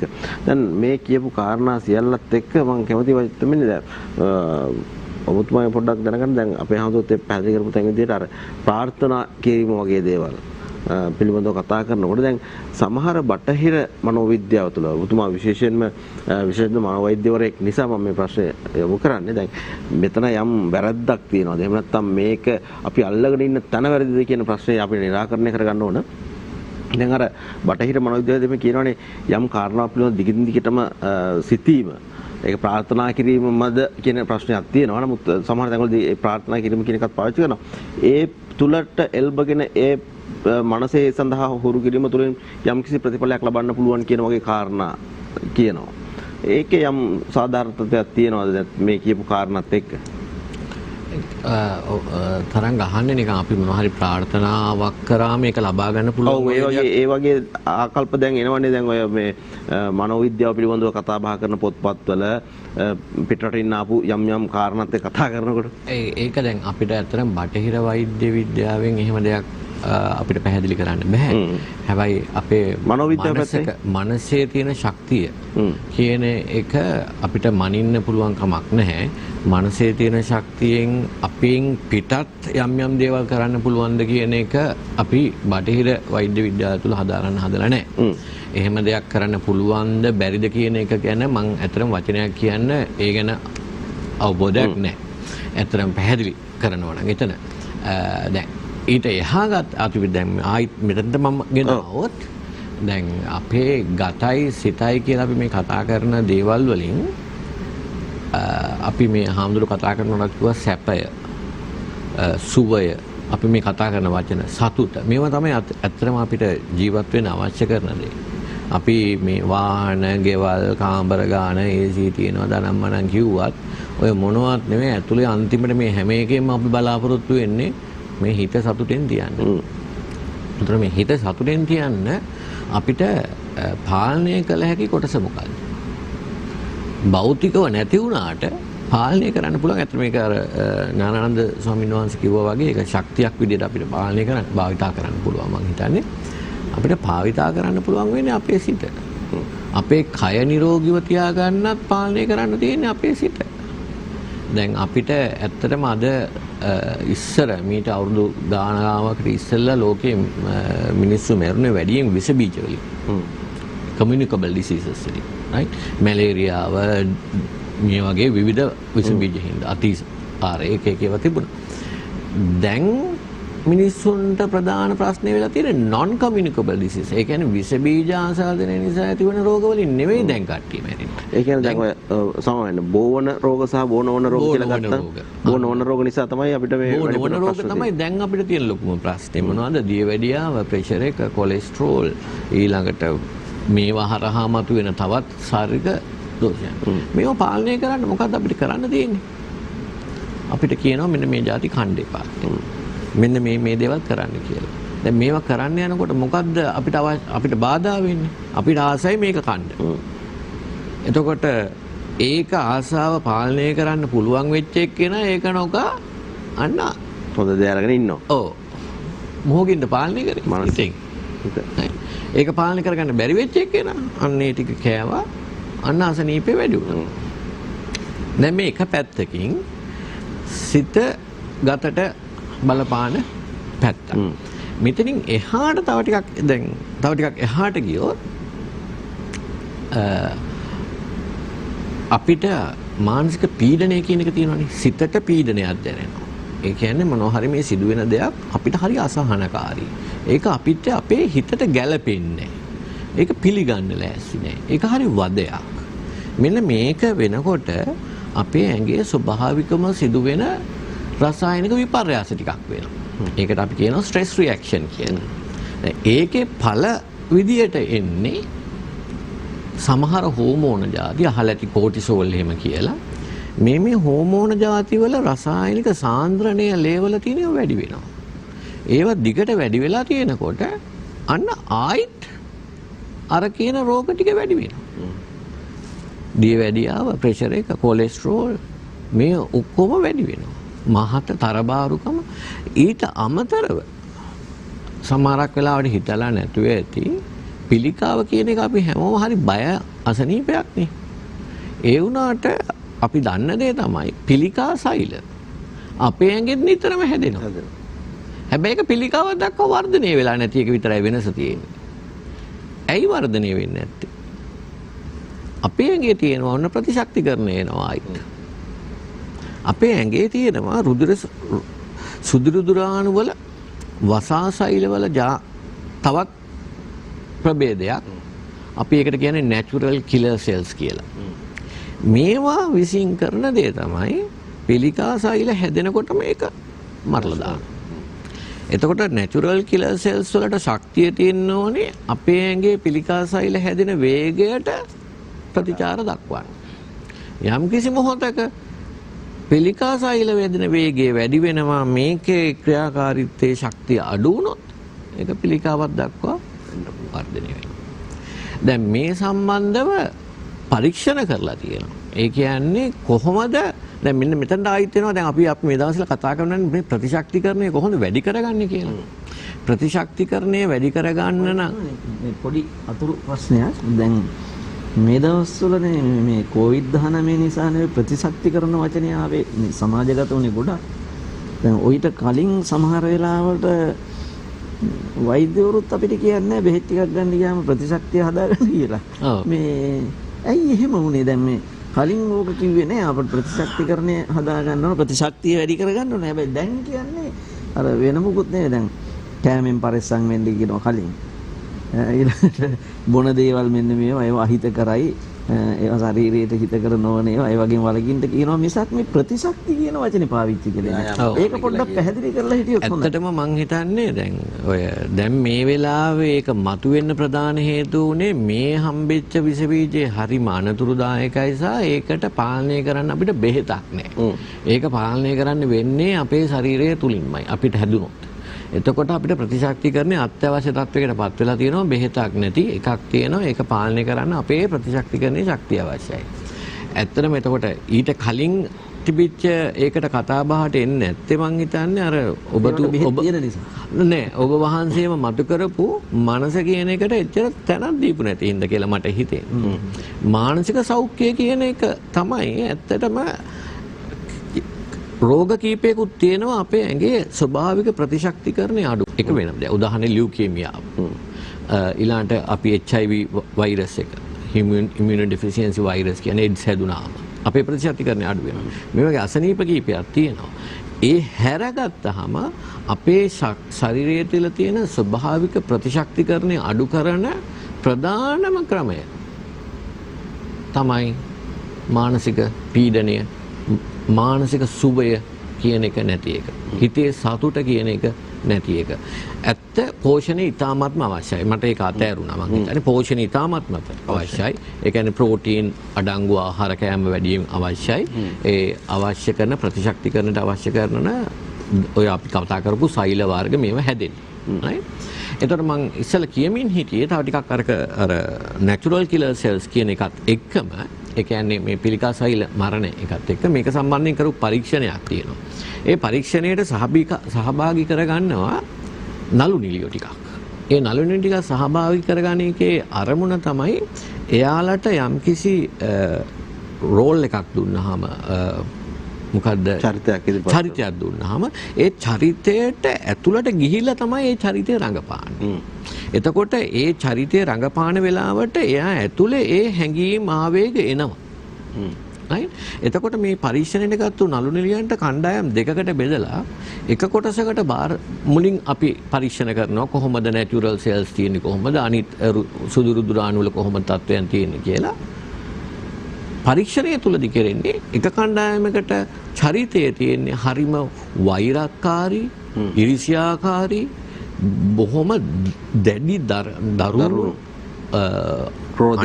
ක්‍රෝධය අධික මෙන්න මේ වගේ චරිත තමයි ඒ කට්ටියට දුන්නේ. අනිත් කට්ටියට තියෙන්නේ ආදරය, ඒ කියන්නේ කරුණාව, මෛත්‍රිය, ඔන්න මේ දේවල්. එම්පති අපිට ඒක මට ඉස්සරහට කතා කරන්න පුළුවන්. මෙන්න මේ හැඟීම් ඇති කරන එකක් තමයි එක කණ්ඩායම. අනිත් කණ්ඩායමේ තියෙන්නේ ක්‍රෝධය, වෛරය, ඉරිසියාව වගේ ඒවා ඇති කරන.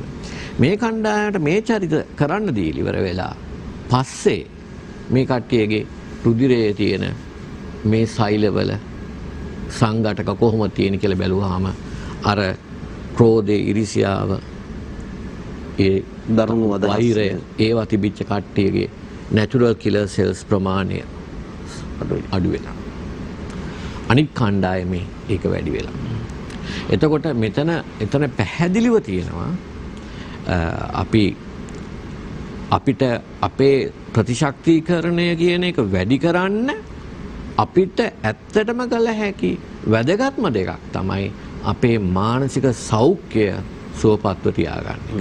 ඒ මානසික සෞඛ්‍යය සුවපත්ව තියාගන්න එක ඇතුලේ මනසේ තියෙන සිතුවිලි මොන වගේද? ඒවා කාරුණික සිතුවිලිද? මෙන්න මේක කෙලින්ම සම්බන්ධ වෙනවා පහු ප්‍රතිශක්තිකරණය. සෝමසූදී ඔබතුමන්ට අපේ හඳුනන්නේ දැන් ඒ අපේ වෛද්‍යතුමා පැහැදිලි කරලා දුන්න කාරණාත් එක්ක දැන් සමාජයේ තියෙන සමහර තැන්වලදී දැනෙන දේ තමයි මටමයි වෙන්නේ, අපිටමයි වෙන්නේ, මේ ලෙඩ හැදෙන්නෙත් මටමයි. එහෙම කියන පිරිසක් ඉන්නවනේ. ඒක ඒ දිගින් දිගටම එහෙම යන්න එක හේතුකුත් ඔය මනසේ බලපෑමම වෙන්න ඇති නේද? එහෙම තියෙනවා. ඒ කියන්නේ තරංග මහත්තයා මෙහෙමයි. අපි නොකරපුම දේ තමයි සහ නොකරනම දේ තමයි අපේ මනස يعني හිතන දේ හරිද වැරදිද කියලා පරීක්ෂා නොකරන එක පළවෙනි කාරණය.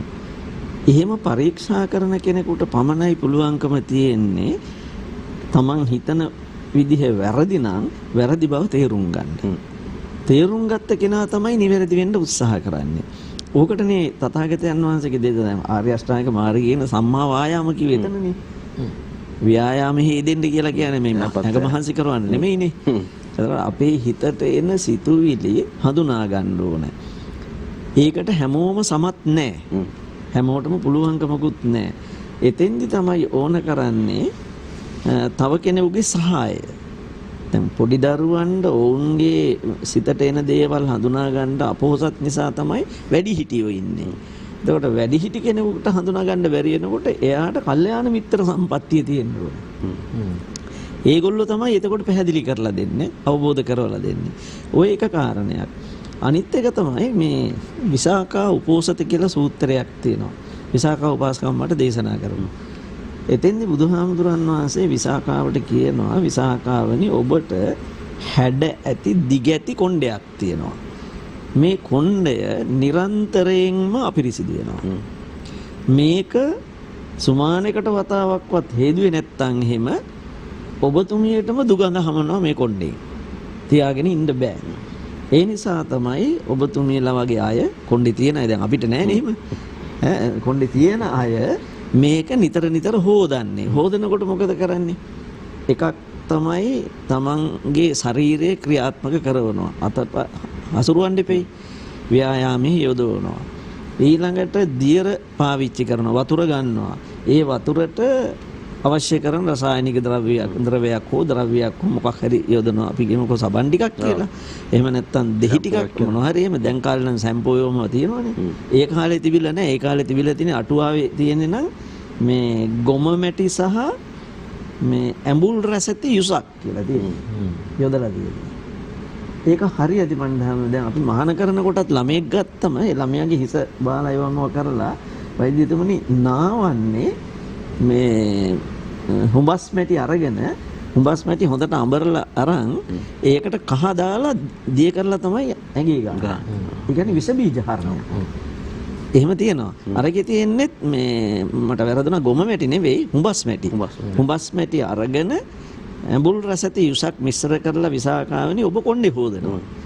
මම දෙහිත් ඔකට මිශ්‍ර කරනවා. මම සීලය කියන එක හඳුන්වා දෙන්නේ විසාකාවනි අන්න ඒ වාගේ වැඩකට කියලා. ඒ කියන්නේ හිස හොදන්න නෙවෙයි හිත පිරිසිදු කරන්න කියලා. ඒ නිසා තමයි අර වෛද්‍යතුමා කිව්වා වගේ මේ දහම තුලම තියෙනවා තරංගමාත හැම සූත්‍රයකම වගේ වැඩිපුර සූත්‍රවල තියෙන්නේ ඒවං හිවෝ භික්ඛවේ සික්කිතබ්බං.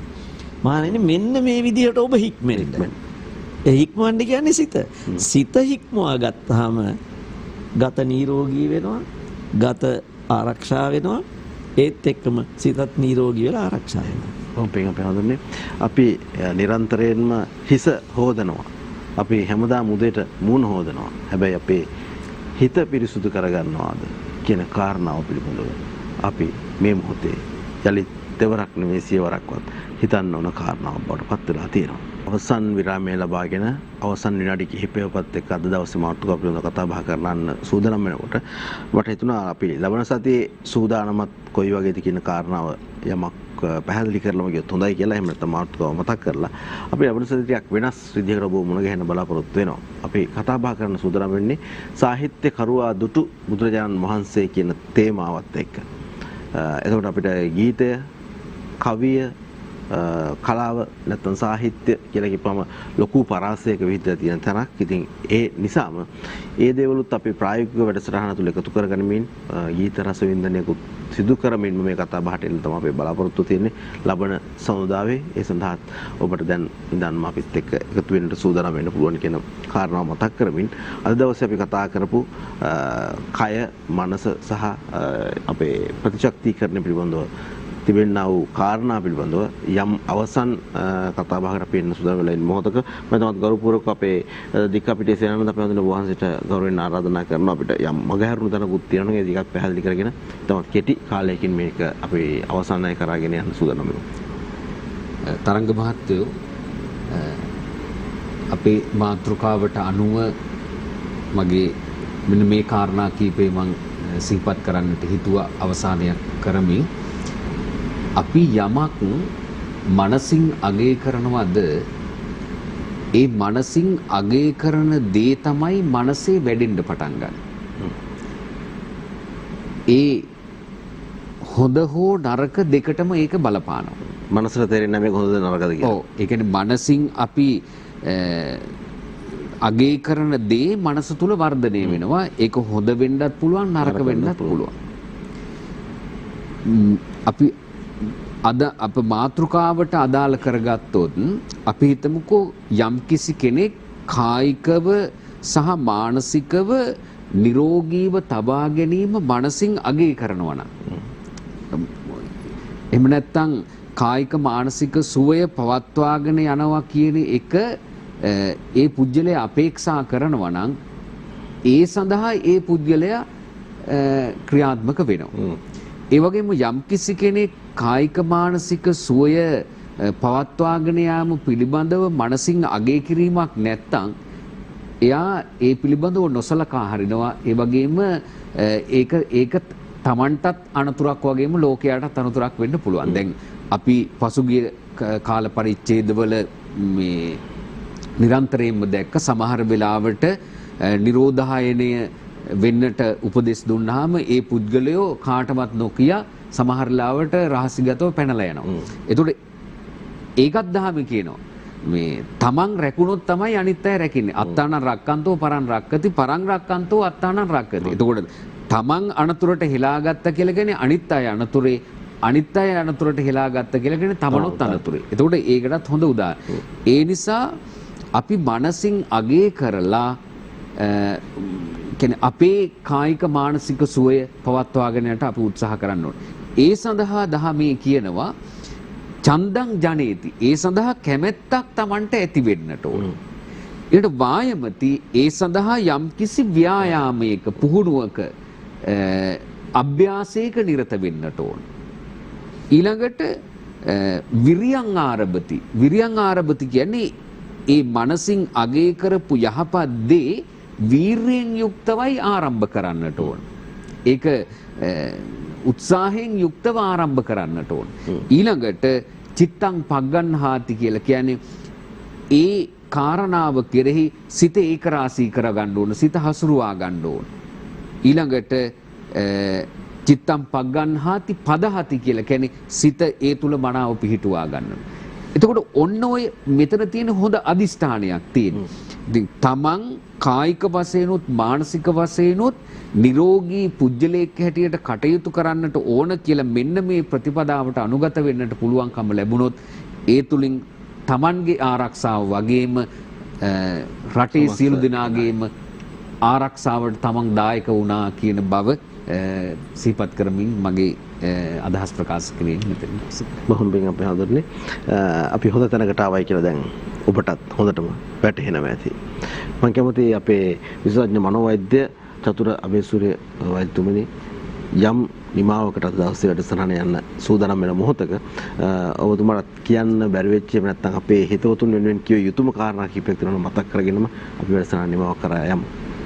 ඔව් තරංග දැන් ඇත්තටම මම මේ දක්වාම මතු කරගෙන ආවේ අපේ ගත සතුටින් තියාගන්න නම් සිත ඊටාම සතුටින් තියෙන්න ගත සුවයෙන් තියාගන්න නම් සිත සතුටින් තියෙන්න ඕනේ.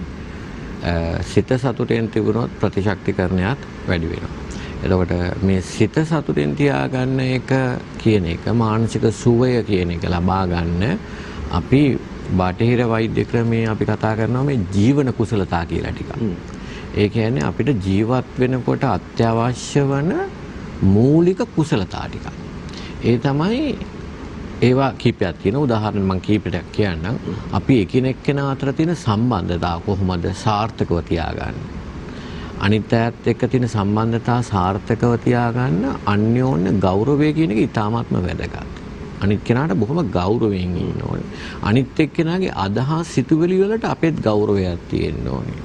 ඒ කියන්නේ ඒක පිළිගන්න ඕනේ කියන එක නෙමෙයි. නමුත් ඒකට ඇහුම්කන් දෙන්න, ඒකට ගෞරවයක් කරන්න අපේ හිත ලෑස්ති වෙන්න ඕනේ. එහෙම තිබෙනකොට ඒ අන්තර් සම්බන්ධතා මේ තව මේකේ තව ගොඩක් තියෙනවා මම ඒක විස්තර කරන්න බෑ මෙතන වෙලාව මදිනේ. අපි ඒ පුද්ගල සම්බන්ධතා කියන එක සංවර්ධනය කරගන්න එක කුසලතා සංවර්ධනය කරගන්න එක දෙයක්. ඊළඟට එම්පති කියලා එකක් තියෙනවා. ඒ කියන්නේ මට අනිත් කෙනාගේ හිත ඇතුලේ තියෙන වේදනාව ඒ ආකාරයෙන්ම දැනෙන එක සහ ඒක මට තේරුණ බව අනිත් කෙනාට දැනෙන්න සලස්වන්න තියෙන හැකියාව. සහකම්පනය කියන්නේ ඒක. හරියටම හරි. ඒතර ඒ ගති ලක්ෂණය අපි තුල තියෙනකොට අපේ හිත සෞඛ්‍යමත්. ඊළඟට අපේ ඉමෝෂන්ස් කන්ට්‍රෝල් කරන්න හැකියාවක් තියෙනවා. අපේ හැඟීම් එනවා අපිට. මුළු සත්වයෝ සියලු දෙනාටම හැඟීම් කියන ඒවා ජනිත වෙනවා විවිධාකාරයෙන්. එතකොට මිනිස්යාගේ තියෙන විශේෂත්වය තමයි අනිත් සතුන්ට වඩා මේ හැඟීම් කියන ඒවා ආව පළියටම ඒවා එළියට එන්නේ නැහැ. ඒවා ෆිල්ටරින් සිස්ටම් එකක් තියෙනවා. ඒක පාලනය කරන වෙනම සිස්ටම් එකක් මොළේම තියෙනවා. එතකොට ඒක සංවර්ධනය වෙලා තියෙනවා. ඒකින්ද අපේ එන හැඟීම් අපි පාලනය කළා තමයි එළියට දාන්නේ. ඒක විනය නෙමෙයි.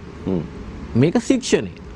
ශික්ෂණය කියලා කියන්නේ මමම තමයි තේරුම් අරන් මගේම තියෙන හැඟීම් වටිනාකම් වලට අනුව මෙන්න මේක හොඳ නැහැ කියලා තේරුම් අරන් ඒක නොකර ඉන්නවා. අර බලෙන් මේකට දැන් දඬුවමක් ගහයි මේකට දඩයක් ගහයි ඒක නිසා නොකර ඉන්න එක නෙමෙයි. ඒක විනය. ඒතර එකක් තමයි හැඟීම් ආවේග කියන ඒවා පාලනය කරගන්න තියෙන එක. එතකොට අපිට පීඩනයක් ගැටලුවක් එනවනම් ප්‍රශ්න එනකොට ඒවා විසඳ ගන්න තියෙන කුසලතා. අපේ ගැටලු විසඳ ගන්න තියෙන කුසලතා. තාම සරල දෙයක් කියනවා නම් තවත් හිතවත් විශ්වාසවන්තයෙක් කෙනෙක් එක්ක තමන්ගේ ගැටලුව කතා කරන එක. ඒක සරලම ඒකට තියෙන එක විසඳුමක්. මෙන්න මේ වගේ අපිට ජීවන කුසලතා තව ගොඩක් තියෙනවා. මම මෙතන දෙක ඔක්කොම ටික කතා කරන්න හදන්නේ. මේ කුසලතා අපි වර්ධනය කරගත්තොත් අපේට ජීවිතය තුළ එදිනෙදා මතුවෙන ගැටලු සහ සිද්ධීන් වලදී අපේ හිත වදවීමට ලක් වෙන එක අඩු කරගන්නත් හිත සුවෙන් තියාගන්නත් ඒ හරහා ගත සුවෙන් තියාගන්නත් අපේ ප්‍රතිශක්තිකරණය වැඩි කරගන්නත් අපිට පුළුවන් කියලා මම යෝජනා කරනවා. බොහොම ස්තුතියි ඔබතුමන්ට.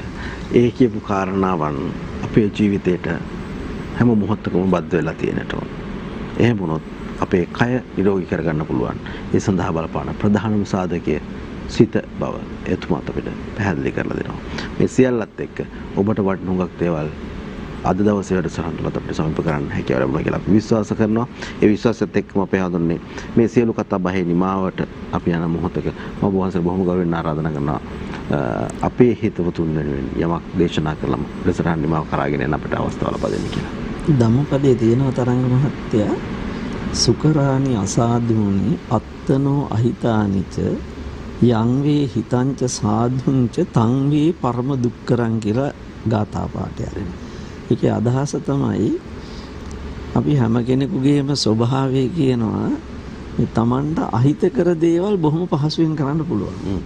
සහ කරනවා. අමාරු වැඩේ තමයි මේ Tamanට හිතකර දේවල් කරන එක. Tamanගේ යහපතට, අභිවෘද්ධියට, සෞඛ්‍ය සම්පන්න වීමට, නිරෝගී වීමට ඒවට අදාළ දේවල් කරන එක හරි අමාරුයිලු. පරම දුක්කරං කියලා කියන්නේ අර්ථිෂය අමාරුයි කියලා.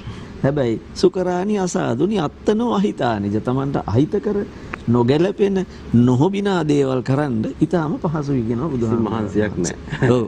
අන්න ඒ නිසා තමයි අපි අද දවස තුල මේ කතා කළ සිත පිළිබඳව අවබෝධයත් ගත පිළිබඳව අවබෝධයත් වමනා කරන්නේ. මොකද ලෝකේ බොහෝ දෙනාගේ ස්වභාවය තමයි හිතන දේ කිරීම.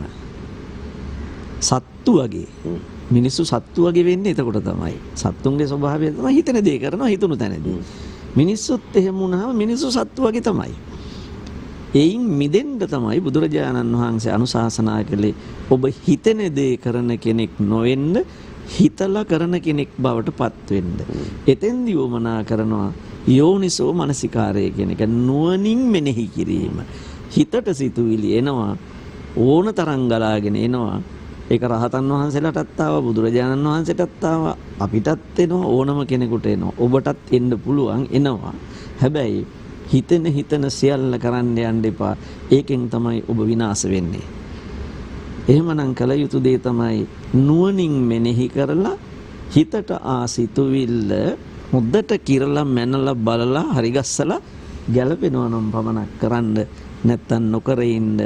එතකොට ඔබත් රැකෙනවා රටත් රැකෙනවා සමාජයත් රැකෙනවා හැම දිනාටම සතුට පිරුණු නිරෝගී සම්පත්තිය උරුම වෙච්චි ජීවිතයක් ගත කරන්න පුළුවන් වෙයි. කොහොමද මේක පැවඳන්නේ? ඔබේ හිතට හිතන දේ නෙමෙයි ඔබ හිතලා හරිද නිවැරදි විදියට ඉටු කරන්න සිද්ධ කරන්න. එය තමයි යහපත්ම දේ. සහ මේ කතා කරපු සියලු කාරණා වලින් අපි බලාපොරොත්තු වුණු යහපත් තැනට එන්න ඒ කාරණා ඒ විදිහට මිශ්‍ර සිද්ධ කරගන්න ඔබ කටයුතු කරයි කියලා අපි විශ්වාස කරනවා. අද දවසේ අපේ ගෞරවනීය ආරාධනා පිළිගෙන වැඩසටහනට වැඩම වදාළ මහරගම ජාතික අධ්‍යාපන ආයතනයේ කතිකාචාර්ය දෙකටන් රජේන ගුණසිරි සදාම්නික තෙනේගරු අධ්‍යක්ෂ අඩුගන්නා උදුලත දීපාලෝක විහාරයේ විහාරාධිපති අවසරයි පුජිනල නගර ඥානන්ද අපේ හඳුන බොහොම පිං අද දවසේ වැඩම වෙමින් අපිට මේ වටිනා කාරණා පැහැදිලි කරලා දුන්නට ඒ සමගම දොම්පේ ගණේගොඩ ශ්‍රී සාරානන්ද මහපිරිවෙනේ නියෝජ්‍ය පරිවේනාධිපති ශාස්ත්‍රපති රාජකීය පඬිත අවසරයි පූජ්‍ය දික්කපිටිය සේනානන්ද අපේ හඳුන්නේ බොහොම පිං අද දවසෙත් වැඩියාට තමත් හරවත් වටින බොහෝ දේවල් ඔබ වහන්සේත් අපිට අද දවසේ වැඩසටහන තුළ තිළින කරා. ඒ සමගම හැමදාමත් අපේ ගෞරවනීය ආරාධනාව පිළිගෙන අපිත් සමග වැඩසටහනට සහභාගී වන උඩුගම මූලික රෝහලේ විශේෂඥ මනෝවෛද්‍ය චතුර අබේසූරිය වෛද්‍යතුමනි බොහොම ස්තුතියි. අපි ආය දවසක මුණ ගැමු අපි ඔබතුමාටත් නිරෝගී සුවය ප්‍රාර්ථනා කරනවා. එසේනම් හිතවතුනි අපිට අවසරයි ඔබෙන් අද දවසට සමුගන්න ඔබේ කය නිරෝගීව තියාගන්න ප්‍රතිශක්තිකරණය වර්ධනය කරගන්න ඒ සියල්ලටම ඉහළින් ඔබේ මනස නිරවුල්ව නිරෝගීව සුවපත්ව තබා ගන්න හැම මොහොතකම උත්සාහ කරන්න කියන ඉල්ලීමත් එක්ක ඔබෙන් අපි අදට සමුගන්නවා. යලිත් ලබන සතියේ අපේ මුණ ගැහිම අපි ඔබට සිහිපත් කළා. අපි ලබන සතියේ විශේෂම කාරණාවක් කතා බහ කරන්න සූදානම් කියන කාරණාව සාහිත්‍ය කරුවා දුටු බුදුරජාණන් වහන්සේ ඒ මාතෘකාවත් එක්ක ටිකක් වෙනස් විදිහේ වැඩසටහනකින් ඔබ මුණ ගැහෙන්න අපි සූදානම්. අවසරයි අපිට අද දවසට ඔබෙන් සමුගෙන යන්න. හැමදෙනාටම තෙරුවන් සරණයි. ආයුබෝවන්.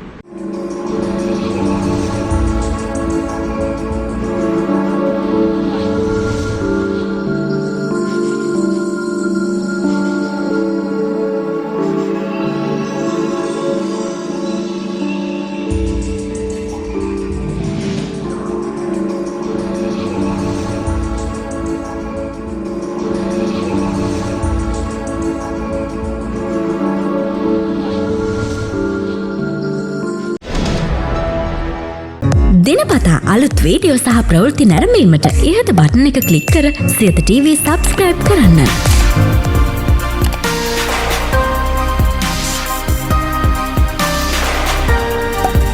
අලුත් වීඩියෝ ගැන මුලින්ම දැනගන්න මෙම සීනුව ක්ලික් කරන්න.